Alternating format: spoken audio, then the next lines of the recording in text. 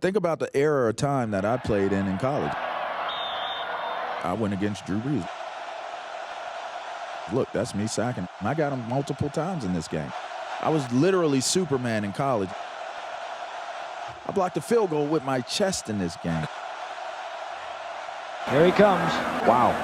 Look at that. Somebody check his cape at the door.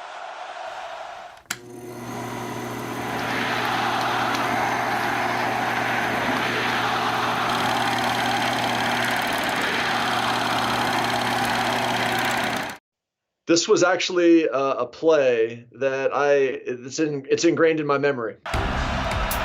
This is the first time it's felt like football season for us all year. And that guy put on a show that we won't soon forget when we were here a week ago.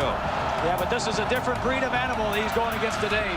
I have covered a lot of big games in my career, and the Purdue game still stands out for a variety of reasons. One is that the team was pretty good. Joe Tiller had a really interesting roster. They had some unknown quarterback named Drew Brees.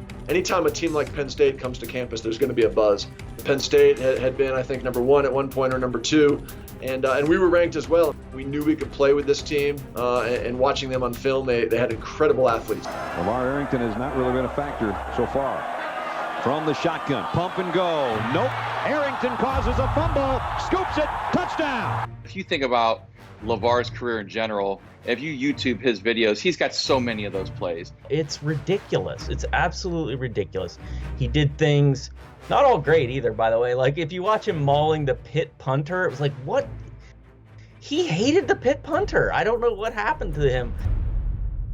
Yeah, I mean, we were definitely aware of the prowess that their special teams units had. And we did a couple things, if I recall, that week of practice in preparation for that game. We had some of our team managers actually stand behind our defenders on the line of scrimmage, holding brooms, holding other objects up in the air to try and distract me, to try and be tall, to try and see if my trajectory on my kicks was enough. That is a unique perspective here in how they prepared for us that week. I mean, we had a lot of length between Courtney, LaVar, Brandon was long, Jimmy Kennedy, Dave Fletchower. I mean, Mac Morrison. Those were big guys. I remember feeling for most of the day, Purdue's going to win this. The way that Purdue would play, I remember they ran a bubble screen just over and over and over again. We're in a tie ball game heading into halftime. We're looking to put 3 points on the board from that yardage, 37-yard kick. You should be 80 or 90% from that distance. So these are points that should be on the board. And then, oh my God, just one of the all-time most memorable plays in Penn State history. Travis Dorsch from 37. Kick is blocked. Arrington, I think, got it. LaVar Arrington, who blocked one to finish off the Pittsburgh rally, has just blocked one to take away any possibility of Purdue leading at halftime. It's really incredible. I don't think I saw LaVar until he hit the ground about 2 yards in front of my follow-through. I mean, it's like being surprised by someone when they walk in the room, right? Before I have time to get my head up, I hear the thud, which is a kicker's worst nightmare, of course. But this thud was different. Usually it's a hand or an arm, and it's kind of a soft thud. This hit a grown man coming at me 20 miles an hour, like a locomotive. But I'm not even so sure this was set up to be a field goal block. So a lot of times 37, 35 and in. For me anyway, you saw me kind of drop back a little bit nonchalantly. I did the fake at the line or whatever. But I just kind of thought this would be one the kid would make and we'd go into halftime. And the next thing you know, it's like, boom, ball's on the ground. What happened? I felt like we had 3 points taken off the board because I did strike it well. If we slow the video down or look at the video, you can follow the trajectory of the ball, and you can see that if it were to go 7 yards or even 8 yards to the line of scrimmage, it would be 10 or 11 feet high. It actually hits his chest at about 3.5 or 4 yards, which is, that's unthinkable. That's incredible. I've never seen anything like it. I could have chipped it up in the air with my 60-degree loft wedge and not got it over him. If the field goal kicker had kicked like a line drive, he might have gone right over the ball. Like, he might have driven over top of the ball, like a odd, like Evel Knievel trick. And the only thing I can say is it is a freaky thing. I mean, the timing has to be just right.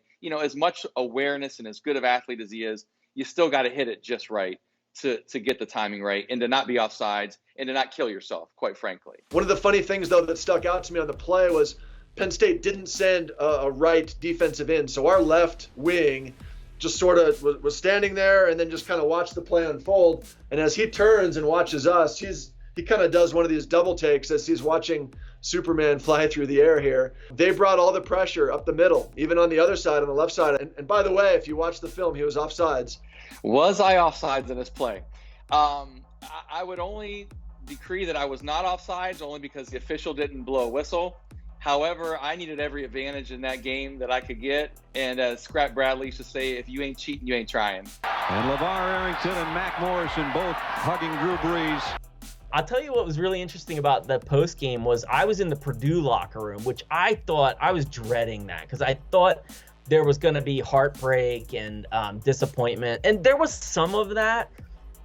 It was more incredulous than anything else. Like I remember Joe Tiller, he just kept saying the same thing over and over again. Well, when you have a guy that can jump 20 feet in the air, he kept saying 20 feet in the air. And like, he didn't jump 20 feet in the air, but like, it wasn't out of the realm of possibility as you watch the clip. It's like, well, it wasn't 20, it might have been 16 though.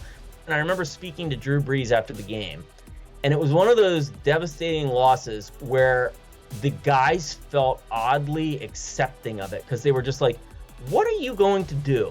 When you play against a guy that can do what that guy does, what do you expect us to do? There's guys that do things that just make you think that wasn't actually humanly possible.